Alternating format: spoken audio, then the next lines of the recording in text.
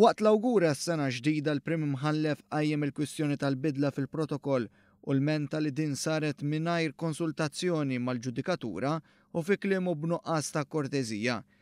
Minkejja dan il-bidliet li seħħu fl-aħħar xhur huma riżultat ta' liġi li tat l-awtonomija lill-Parlament u għalhekk tat iktar saħħa lill-uffiċjali tiegħu.